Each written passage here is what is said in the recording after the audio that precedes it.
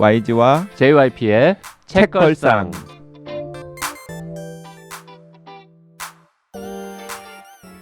책에 관한 걸쭉하고 상큼한 이야기. YG와 JYP의 책걸상이 찾아왔습니다. YG 강량구입니다. JYP 박재영입니다. 박평 박혜진입니다.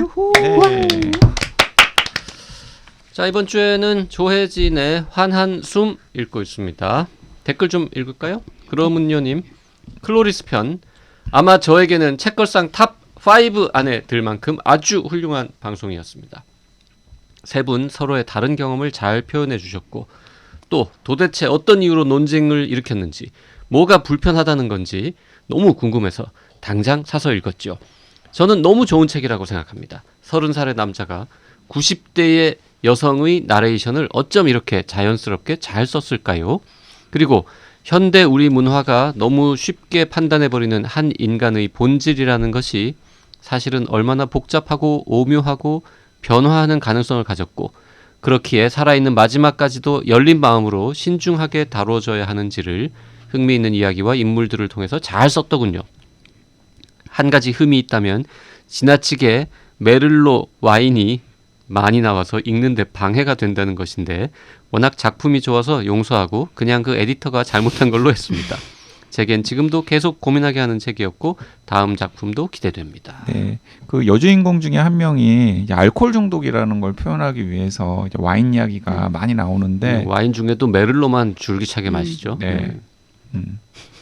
그러문요님은 술을 싫어하시거나 주변에 가까운 분들의 주사에 지치셨거나 네, 이렇게 작품 속에 계속 술 마시는 장면이 나오는 거를 안 좋아하시는군요. 몰입에 방해가 됐고 네. 저는 별로 전혀 오히려 좋아하시나 봐요. 그러니까 네. 자꾸 생각이 나서 방해가 되죠. 그럴 수도 있죠.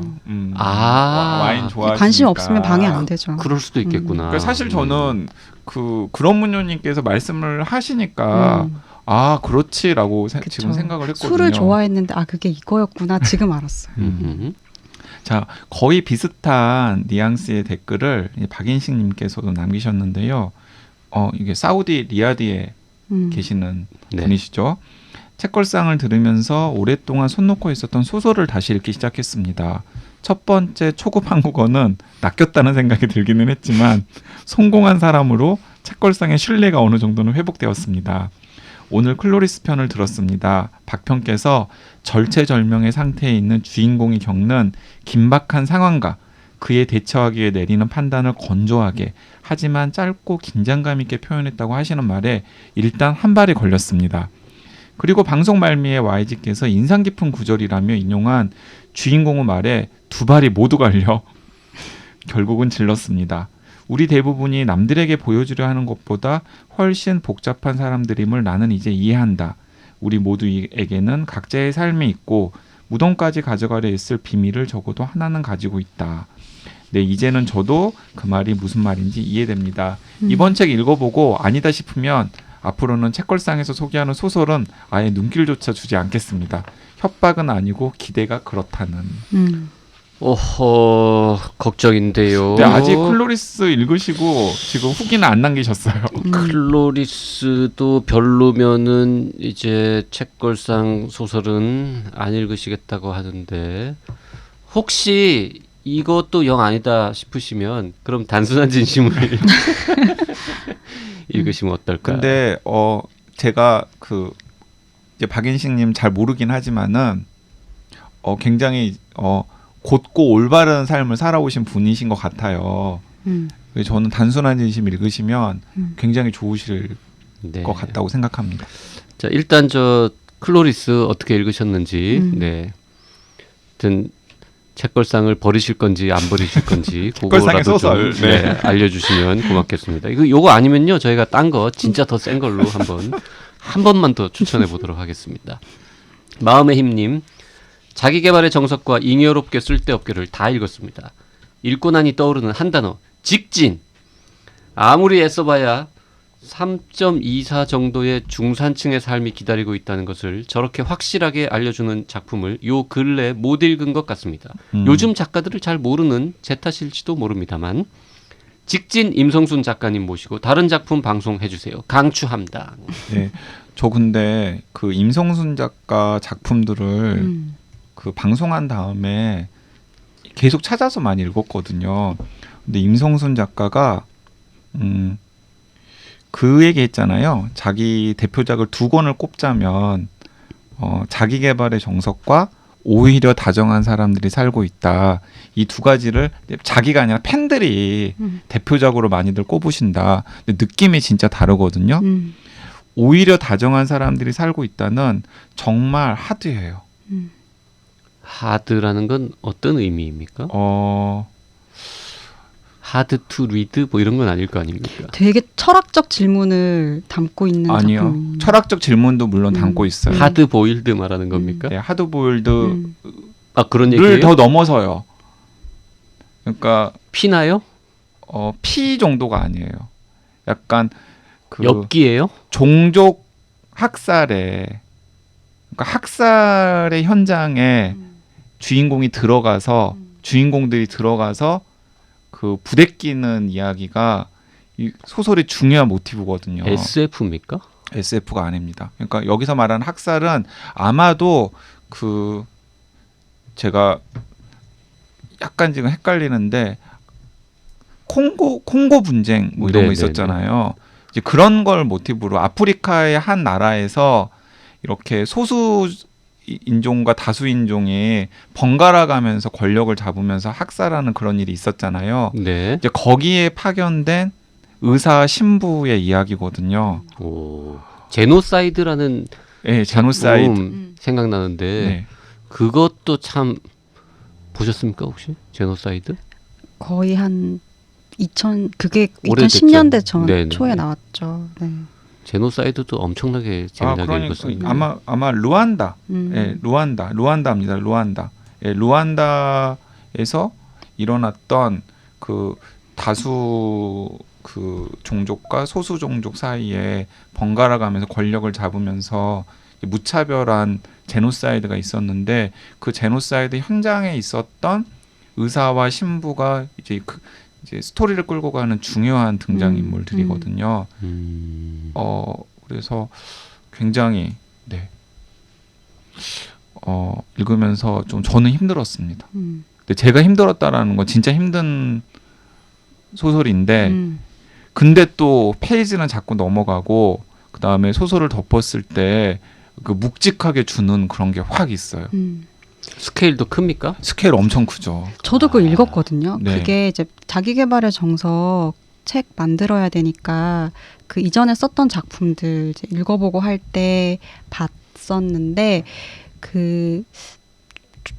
좀 만나기 힘든 작품 중에 하나였던 것 같기는 해요. 근데 임성순 작가님 대체로 그런 소설들 많이 썼던 것 같고 극해라는 작품도 포경선 이야기였거든요. 네, 근데 극해는 저 아직 안 읽었어요. 네. 그것도 정말 그 묘사가 뛰어나요. 그 핍진성이라고 하는 그런 가치, 그러니까 소설을 읽을 때 되게 중점을 두는 요소 중에 하나를 핍진성으로 둔다면 정말 취재가 사실적으로 됐고 실제로 취재도 많이 하신 걸로 알고 있는데 극해도 되게 재미있는 작품이었어요. 네, 오히려 다정한 사람들이 살고 있다는 그 제가 좋아하는 작품으로 몇 차례 소개를 해드렸던 우리가 한때 같이 했었죠. 아르투르 페레스 레베르테 전쟁화를 그리는 화가는 94년에 그 보스니아 학살이 중요한 그 소재잖아요.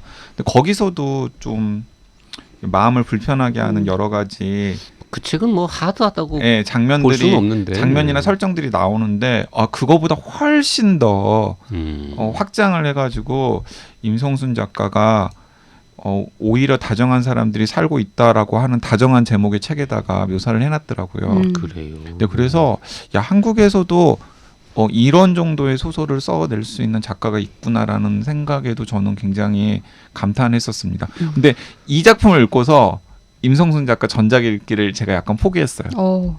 약간 정서적으로 좀 힘들더라고요. 그 지금 자꾸 그 콩고 뭐 대학살 이런 얘기 나오니까 그 제노사이드라는 소설이 자꾸 생각나는데 이건 황금가지에서 나온 책이군요. 네. 이게 700쪽 가까운 두꺼운 책인데 두꺼운 책 싫어하는 JYP가 막 정말 며칠에 걸쳐서 밤늦게까지 읽고 감탄했던 기억이 나는데 이건 약간 SF잖아요. 요건 약간 SF고 네네. 스케일 정말 뭐 미국, 일본 막 아프리카를 종횡무진 왔다 갔다 하는 내용은 다 까먹었는데 하여튼 엄청 재밌고 엄청 스케일이 대단했다. 이거 네. 되게 전 아직 못 읽었는데 저는 재밌게 읽었어요. 나오자마자. 재밌어서 네. 그 일본에 가서 기자회견을 막 그 취재들을 여러 한국 기자단들과 함께 일본에 가서 작가랑 인터뷰하고 막 이랬던 것 같아요. 네. 이 요즘 책 같으면은 책걸상에서 한번 다룰 알았어. 법도 했는데 거의 10년 다 된 책이군요. 댓글 하나 읽고 이렇게 수다를 많이 떨었는데요. 네. 좋네요, 뭐. 네. 조혜진 특집에서 네, 임성순 이야기를 한참 동안 했습니다. 우리가 그러니까, 늘 그렇죠, 뭐. 네, 그리고 임성순 작가 진짜 소중한 작가라는 생각이 들어요. 그 아직 임성순 작가 작품들 제대로 안 보신 분이라면은 한번 살펴보시면 좋겠다라는 생각이 듭니다. 그 조혜진 작가님 너무 서운하게 생각하지 마세요. 조혜진 작가님 듣고 계십니까 지금? 뭐 듣고 계실 수도 있죠. 듣고 계실 거라고 생각하면은 이제 또 약간 말 조심하고 필터를 하나 더 장착해야 되나? 아니, 이런 그 생각이 조혜진 작가님만 들고요. 듣고 계시는 게 아니라 그 문학가지성사 주관님도 책걸상 자주 들으신대요. 네. 그래요? 네, 그래서 역시 지성이 있는 분이라도 그런 생각을 하시네요. 그러시군요. 네, 그래서 저도 문학과 지성사에서 책 내고 싶습니다. 연락 주십시오. 네, 그래서 말 조심해야 돼요. 네. 그 책 제목은 환한숨인데 정작 환한숨이라는 이름을 가진 작품은 없습니다. 네. 근데 이건 누구의 이 소행인지 모르겠지만 환한 나무 꼭대기라는 네. 작품이 있고 하나의 숨이라는 네. 작품이 있는데 여기에서 아마 따온 것 같아요. 환한 숨으로 책 이름은 바뀌었습니다. 취재를 해올 걸. 이게 누구 아이디어였는지 제목과 작가의 관련해서. 아이디어였을 것 같아요. 그랬던 것 같아요. 네. 제가 취재해서 다음에 다음번에? 다음번에 예. 환한 문학과 숨이- 지성사에서 책 내신 분이니까 뭐 네. 쉽게 취재는 가능하겠네요. 네, 제가 그 환한 숨과 거의 비슷한 시기에 강량구의 강한 과학을 문학과 지성사에서 펴냈었거든요. 이런 걸 억지라고 하죠. 어그로라고 하죠 요즘 용어로는.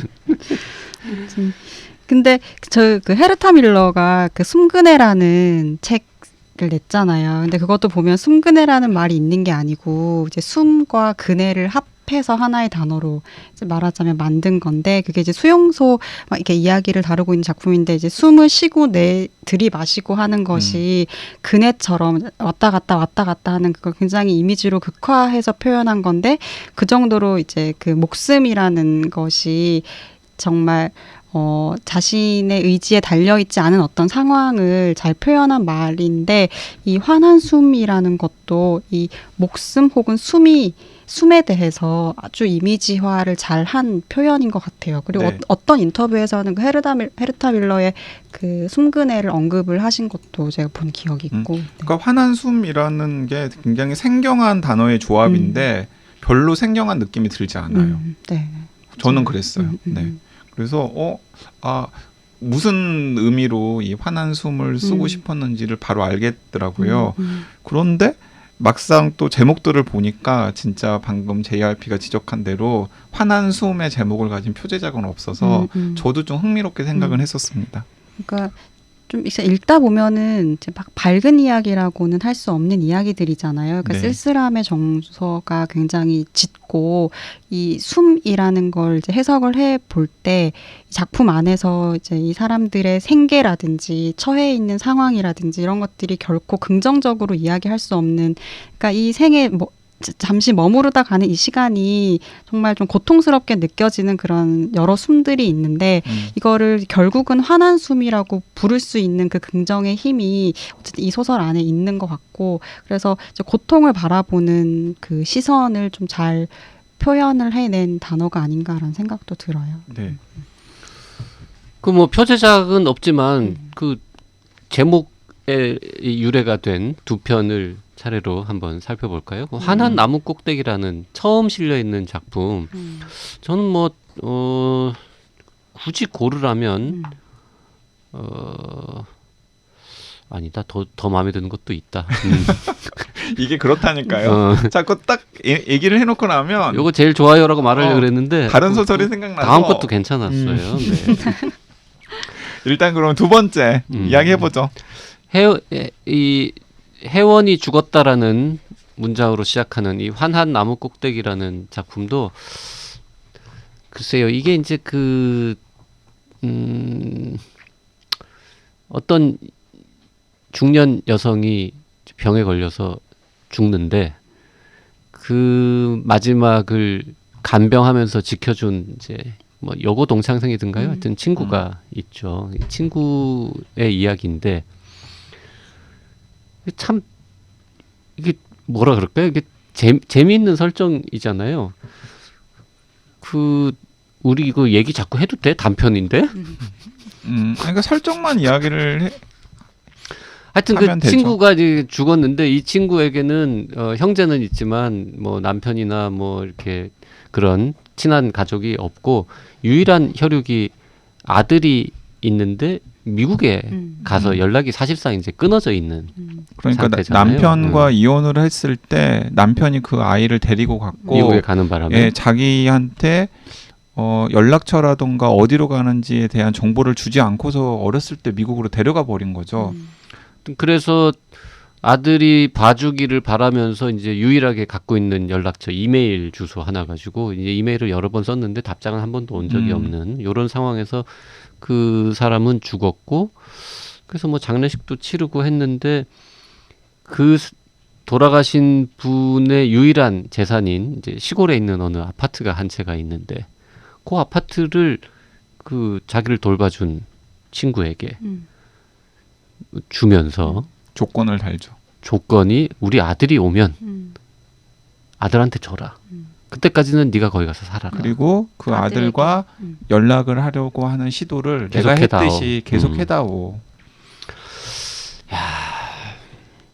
그래서 이제 요런 설정이라서 재밌게 이제 어떻게 이어지는지 궁금해하면서 이제 쭉 봤습니다. 이게 이제 그 저같이 피해 굶주린 사람은 약간 미스터리.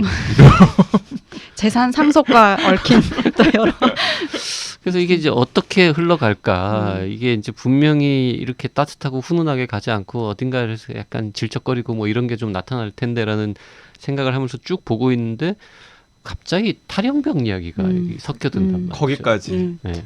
그쵸. 거기서부터 더 이야기를 하면 안 될 것 같아요. 거기까지만 하려 그랬습니다. 네. 탈영병 이야기가 나온다까지는 뭐 말해도 되지 않겠습니까? 네. 네. 탈영병 이야기가 나오고 나서 한 10페이지 지나면 끝납니다, 사실. 그 작품은. 네, 그리고 그 이제 뒤에 이게 이제 환한을 책임진 음흠. 그 작품이었다면 이제 숨과 관련된 것은 하나의 숨이라고 네. 하는 좀 마음 아픈 마음 아프죠. 네, 마음 아픈 단편이었어요. 조혜진 작가는 뭔가 이렇게 좀 어려운 처지에 있는 하여튼 조건이 좋지 않은 상황에서 일하는 노동자에 네. 대해서도 관심이 많은 것 같은 게 이번에 9편 중에서 사실 3편 정도가 뭔가 하여튼 이 힘들게 일하는 사람들이 직접적으로 등장하는 작품이잖아요. 네. 그러니까 이 하나의 숨도 그 특성화고의 비정규직 교사로 일하는 분이 작중 화자예요. 그런데 계약 해지를 앞두고 있는데 자신을 유독 잘 따르던 하나라고 하는 제자가 자꾸 전화를 하는 거죠. 선생님 저 너무 힘들어요 일하는 게. 지금 이제 3학년이라서 이미 취업해서 네. 일하고 있는 상태. 그런데 신분은 학생이지만. 네, 너무 힘들어요. 저 그만두면 안 될까요? 그랬을 때 한편으로는 걱정스러워하는 마음이 없진 않았지만 어쨌든 약간 모질게 한편으로는 짜증이 나요. 네, 한편으로는 짜증도 나고 지금 그리고 또 한편으로는 지금 내 앞가림하기도 힘든 상황인데 나도 그러게요. 지금 안정이 돼 있지 않으니까. 아는데 그래서 그 자기에 대한 짜증이 감정이입이 되면서 더 막 좀 모질게 이야기를 했었을 것 같아요. 거기까지. 네. 재밌다 이거. 남들이 줄거리 얘기하는데 그만하라고 하는 거 이것도 괜찮네요. 아니 더 얘기해도 되지 않아요? 아니 거기까지만 합시다. 네. 네. 아무튼 진짜 여기까지만 한다고요? 네, 그리고 저는 그 지난 시간에 한 3편의 소설을 언급을 했잖아요. 네. 근데 그때 언급한 소설들도 언급하다 보니까 이런 의미가 있고 이런 재미가 있었고 또 이렇게 약간 빛나는 소설이었구나라는 생각이 들었는데 또 막상 언급하지 않은 다른 소설도 더 의미가 있고 더 빛나고 더 독자들한테 뭔가 생각거리라던가 선한 영향력을 행사할 것 같은 소설들이 막 떠오르더라고요. 그 중에 하나가 경계선 사이로라는 작품이었어요. 이 작품도 그 지난 시간에 제가 잠깐 언급했던 그 이제 아버지가 성추행에 연루가 된 다음에 남은 자매들과 피해자 사이에 이 인터랙션에 대한 이야기가 높고 느린 용서라는 이야기가 제가 지금 시점에서 읽는 사람들에게 여러 가지 생각거리를 준다라고 말씀을 드렸잖아요. 근데 경계선 사이로도 이제 같은 맥락에서 여러 가지 생각거리를 주는 소설인데 이런 설정이에요. 아마도 박근혜 정부 시절이겠죠. 굳이 따지면 그때 그 방송국이라든가 신문사에서 기자들이 많이 해직이 되었잖아요. 근데 여기서는 이제 그런 해직된 기자들을 대신해서 공채가 되어가지고 그 자리를 꿰찼어요. 근데 정치 환경이 바뀌면서 그 해직된 기자들이 복직을 하게 된 거예요. 그래서 복직을 하면서 그 해직 기자들의 자리를 꿰차서 일을 하던 이른바 신입 기자들의 처지가 또 불안정해진 거죠. 이거 사실 실화잖아요. 네, 실화죠. 네. MBC인가요? 어디서 MBC의 있었던 아나운서들. 일이잖아요. 네. 인터뷰들도 막 하고. 네, 인터뷰들도 하고. 근데 이제 그 신입 기자들의 그 내적 갈등을 그린 소설이 경계선 사이로라는 작품인데 이 작품도 그냥 읽는 내내 약간 불편하죠. 이제 불편하면서 이제 독자에게 다양한 층위의 감정이익과 다양한 층위의 생각해볼 거리들을 줍니다. 그 경계선 사이로는 저는 장강명 작가의 산자들이라고 하는 작품집에 나와 있는 작품들과 좀 많이 공명하는 지점들이 있었던 것도 같습니다. 그렇네요. 네. 장강명 작가의 산자들이 뭐랄까 그 입장의 차이들 혹은 그 사이에 존재하는 선을 조금 더 선명하게 이렇게 드러내고 그리고 어떤 메시지라든지 이런 게 보다 더 직접적으로 좀 드러난다면 조혜진 기자 아니랄까봐 네. 자꾸 정리를 하죠. 네. 네네. 그러니까 그 이념들이 어디에 있는지 이런 것들을 되게 명확하게 전달을 하는 것 같아요. 근데 그에 반해서 조혜진 작가의 소설은 또 메시지가 드러나지 않는 건 아닌데 거기 처해져 있는 사람들의 감정이랄까 이런 것들 뭐 연의 기사라거나 우리에게 노출돼 있는 정리된 자료에는 보여지지 않는 그런 감정이라든지 관계라든지 이런 것들을 좀 더 파고들어서 보여주는 측면이 있는 것 같고 그래서 이렇게 보면은 소재를 보면은 굉장히 참여소설 같은 그런 성격들을 띠고 있는 작품들이 많지만 그렇게 규정을 할 수가 없는 네. 방식으로 전개가 늘 되는 것 같아요. 그러니까 참여 소설들이 자칫 잘못하면은 그 소재의 그런 사회성을 치중을 하다 보니까 약간 등장하는 인물들이 정형화된 그것도 캐릭터로 맞아요. 묘사가 된다거나 아니면 그 사건 자체에만 치중을 하다 보니까 그 사건의 피해자, 가해자 혹은 방관자들의 감정선들 같은 것들을 작품 속에서 제대로 이렇게 드러내지 못하는 측면들이 있잖아요. 동의 안 하시는 건가요? 맞아요. 그게 사실 그게 옛날에 진짜 많았죠. 예, 많았고 80년대, 90년대 뭐. 그렇게 되지 않으면 메시지가 선명할 수 없기 때문에 네, 그 인물이 가지고 있는 여러 처지들을 이제 다 보여주게 되면은 이 작품이 이야기하고자 하는 바가 잘 전달되지 않죠. 그러니까 그 지점에서 장강명 작가는 사실 회색의 입장을 취했고 이게 멀리서 보면은 선명하지만 가까이 들어가 보면은 그 입장이라는 것이 선악으로 구분할 수가 없다라는 측면에서 좀 더 한 발 더 나아간 어떤 참여소설의 형태를 좀 띠고 있다면 조혜진 작가 작품은 또 다른 방향에서 그런 문제들을 바라보는 시각을 보여주는 것 같아요. 네. 그래서 그 경계선 사이로를 보고 난 다음에 그 장강명 작가의 또 책 산자들에 있는 작품들과 같이 읽어봐도 또 약간 확장하는 독서의 재미를 느끼실 수 있으리라는 생각도 들었어요.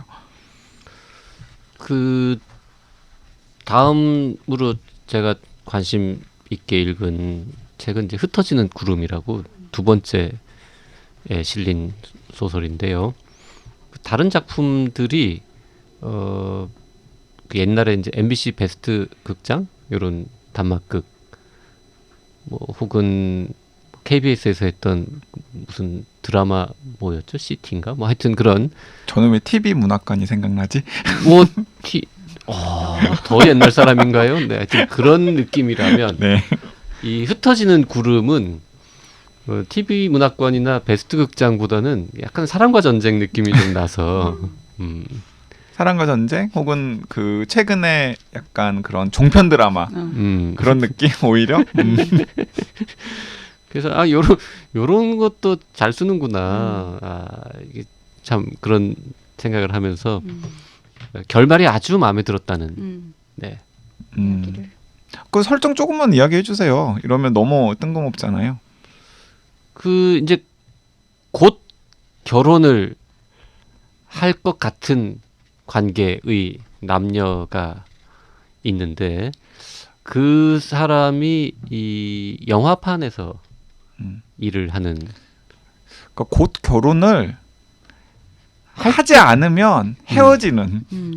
왜냐하면 그 관계가 너무 오래 지속되었기 때문에. 그렇죠. 하여튼 그래서 네. 그 뭐 하여튼 그 영화판에서 좀 일하고 뭐 실제로는 동거를 하고 있잖아요. 네, 그런 지금 상황이고 뭐 옛날에 같이 했던 뭐 같이 일했던 감독님 얘기도 하고 뭐 등등 이런 얘기를 하다가 결국 그 여성의 오빠인가요?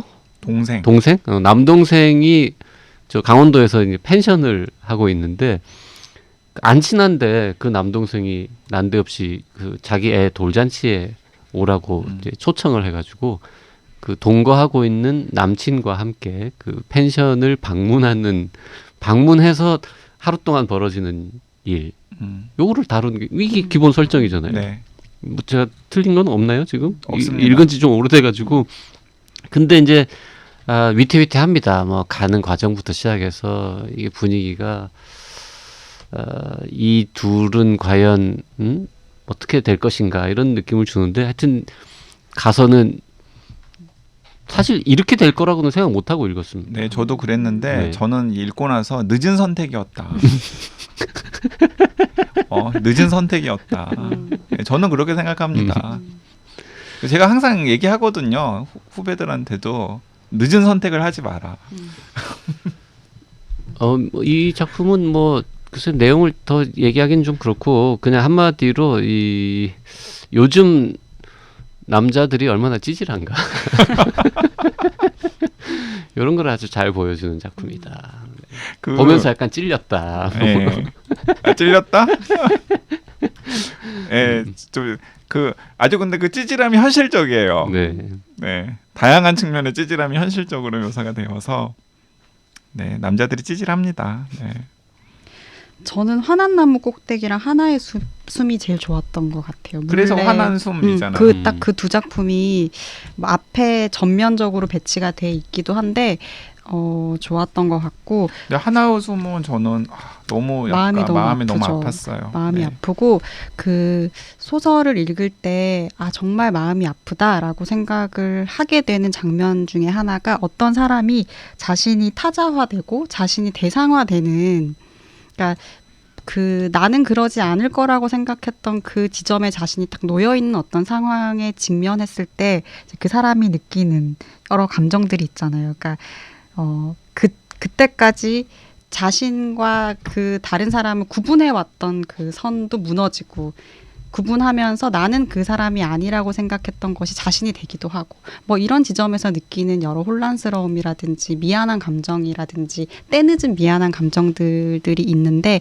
그 하나의 숨에서 그게 정말 잘 느껴지고, 그 이제 결국에 내가 그 하나에 대해서 느끼고 있었던 그 감정, 혹은 내가 하나를 바라보던 시선이 다른 사람들이 나를 바라보는 시선과 다르지 않다는 걸 알게 됐을 때 느끼는 여러 복잡 미묘하고 이제 가슴 아픈 그런 감정들이 굉장히 잘 드러나는 작품이었고, 그 맨 앞에 있는 그 환한 나무 꼭대기 같은 경우도 어떻게 보면은 이 무슨 이야기가 이렇게 끝나나라고 생각이 들기도 하거든요. 그리고 탈영병 이야기를 또 이제 어떻게 넣을 수 있을까 해석하게 되는 그 과정에서 되게 재미가 있는데 한 사람을 기억한다는 게, 그러니까 도착하지 않는 편지를 계속해서 쓰고 응답받을 수 없는 사인을 계속해서 보내는 행위라는 그 무모하고도 허망한 그 행위, 그러니까 응답받을 수 없는 신호를 계속 보낸다는 것 자체가 도대체 무엇을 의미하는가라는 생각을 곰곰이 하게 되는 것 같아요. 그리고 그 간병인으로 이제 등장하는 이 화자인 나도 한때 이제 비구니가 되려고 했었잖아요. 네. 네. 근데 사람들이 이렇게 물어보죠. 너 그때 왜 그러고 싶었어? 왜 절에 들어가려고 했어? 라고 질문을 이제 들을 때 이 사람이 갖고 있었던 질문들, 이 삶에 대해서 이 사람이 가지고 있는 그 어떤 공허의 감각들, 이런 것과 어떤 한 사람, 그게 아들이기는 하지만 어떤 한 사람을 잊지 않기 위해서 뭔가 무쓸모한 행위를 계속 하는 듯한 그 행위를 이렇게 연결을 해서 생각해 보면 그 탈영병에 대해서 세상의 사람들이 갖고 있는 그 관심의 정도가 점점 흐려지는 그 상황을 딱 직면했을 때 이 화자가 느낀 여러 감정들, 이렇게 딱 뭔가 열쇠가 풀리는 것처럼 해석이 되기도 하고, 그러니까 이런 장면들이 어떻게 이렇게 짧은 이야기 안에서 이 많은 감정들, 그리고 생에 대해서 가지고 있는 여러 감각들이 이렇게 중첩이 되면서 결국 하나의 이제 톱니바퀴가 이렇게 딱 맞물려서 돌아가는 것처럼 하나의 대답을 혹은 질문을 이렇게 만들어내나, 이런 생각을 하게 되면 좀 탁월한 작품이다, 이런 평가를 하게 되는 네. 작품이었어요. 그 지난 시간에도 저도 잠깐 언급을 했지만 저는 주로 장편 중심으로 조혜진 작가의 작품들을, 이전 작품들을 읽었는데 단편을 이번에 환한숨 최근에 쓴 단편들을 이제 모아놓은 걸 보면서 지난 시간에 굉장히 영리한 작가라는 표현을 썼잖아요. 근데 더 나아가서 앞으로의 여러 가지 작품 활동이 훨씬 더 기대되는 작가라는 생각도 들었습니다. 왜냐하면 저는 장편도 계속 좋아지고 있다는 생각이 들었거든요. 맞아요. 예, 계속 좋아지고 있다는 생각이 들었고, 그러니까 단편도 저는 계속해서 그 당대의 다른 작가들이 쓰지 못하는 소재를 자신만의 감각으로 독자한테 이렇게 배달하는 재주가 있는 작가라는 생각이 들었어요. 그래도 장편을 다시 써주기를 바랍니다. 네. 그리고 사실 단편은 자꾸 읽다가 이야기가 끊어지고 진행되다가 이런 멈추는 느낌이 듯한 드니까. 느낌이 있어서 아쉬워요. 네, 그리고 또 그 YG나 JYP는 물레가 없잖아요. 그러니까 물레가 없는 사람들에게 네, 물레가 없는 사람들에게는 단편은 좀 힘들어요. 지금 뭐 어떻게 하다 보니까 이제 거의 모든 작품에 대해서 한마디씩 또 말을 얹고 있는데, 보니까 한마디도 안 한 게 2편 남았는데, 하나는 이제 누가 봐도 이 문성면 사건을 사건. 다룬 네. 수은 중독으로 이 세상을 떠난 이제 제 또래거든요. 문성면이라는 네. 분이. 그래서 제 세대는 이제 당연히 그게 굉장히 그때 큰 뉴스였기 때문에 다 기억이 나는데, 뭐 한 90년대생은 당연히 전혀 모를 것이고 80년대생들도 아마 뭐 누구 뭐 이런 별로 안 중요한 이런 사건이었을 텐데, 그거를 조혜진 작가는 뭐 물론 이제 70년대생입니다만 이렇게 짧은 작품으로 꽤 괜찮게 되살렸다, 이런 느낌 약간 받았고요. 추모하고 싶은 생각이 들었던 것 같아요. 그 어딘가 후기인가 후기에도 어디에 언급을 보니까 했습니다. 그 네. 사건을 잘 몰랐다, 네네. 나도라는 얘기를 하셨던 것 같은데, 그것도 있었고요. 그리고 이제 또 하나는 그 러시아로 간, 요거야말로 약간 자전적인 이야기가 아닐까 싶은데, 이게 작가가 모스크바에서 열리는 이제 문학 행사에 초청받아서 가서 거기서 벌어지는 이야기를 쓴 거 있는데, 여기 나오는 그 재수 없는 소설가는 누구예요? 뭐 그냥 박병은 알고 있지 않습니까? 그게 안다고 해도 어떻게 말하겠냐? 그게 알긴 아는구나, 누군지. 숨결보다 뜨거운 이죠. 네, 거기 하여튼 그런 작품도 있었습니다. 네.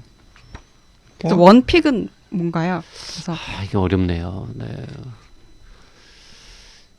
이게 뭐 어떻게 보면은 딱히 막 어마어마하게 이건 정말 훌륭하다라고 하는 작품이 없다고 할 수도 있고 또 마음에 드는 작품이 여러 개가 있어가지고 하나를 고르기 힘들다고 말할 수도 있을 것 같은데 원픽을 딱 하기에는 어딘지 모르게 약간씩 걸리는 내키지 않는 부분들이 조금씩 다 있어요.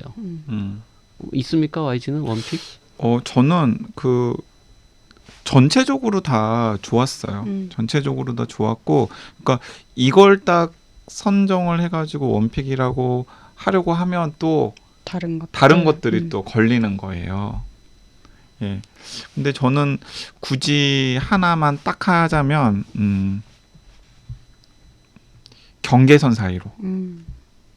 네. 그게 독자들한테 저는 약간 독자들을 좀 불편하게 하는 소설이 참 좋거든요. 근데 그게 읽는 독자들을 이런저런 측면에서 좀 불편하게 하는 소설이라는 생각이 들어서 저의 원픽으로 굳이 따지자면 경계선 사이로 그게 제일 좋았다기보다는 네. 박평은요?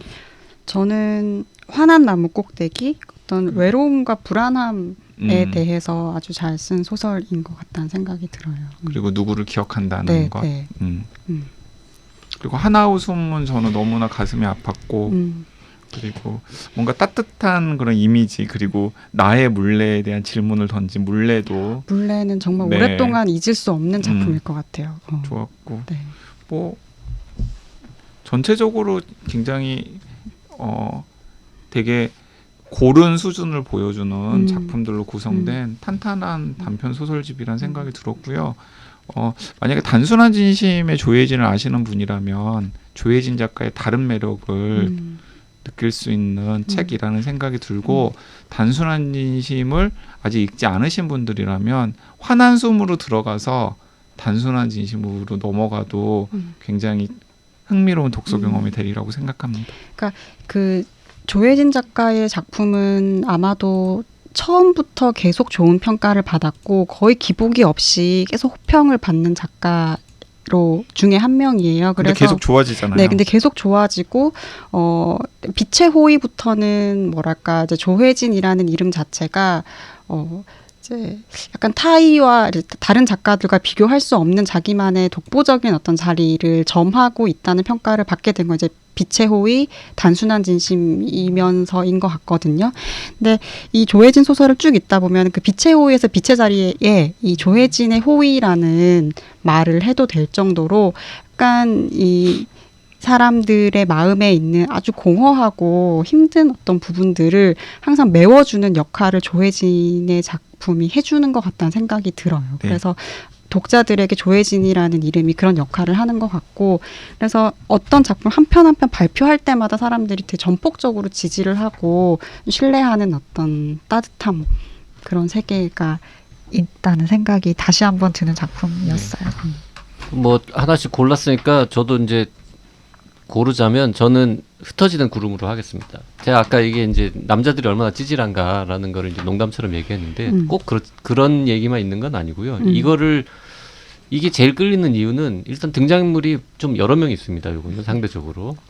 그리고 뭔가 이렇게 특별한 어떤 상황이 있다기보다는 그냥 정말 주변에서 볼 것 같은 여기 나오는 남동생도 그렇고 엄마도 그렇고 여주인공, 남자 주인공 그리고 이제 뭐 죽은 선배 이런 사람들 그리고 이 뭐 취직하고 하는 과정 되게 의외로 단편치고는 굉장히 많은 설정들이 쭉 있고 그 모든 사람들이 특별히 뭐 이렇게 악한 사람은 사실 없잖아요. 그냥 평범한 사람들인데 어떻게 이게 일이 이렇게 꼬이고 조금씩 어긋나기 시작하면서 하여튼 다 정말 힘들고 한숨 나오는 상황들이 이렇게 벌어지고 그 안 풀리는 사람들이 만나서 또 빚어지는 그 안 풀리는 상황이 또 꼬이고 하는 이런 것들이 잘 그려졌다고 느껴지고요.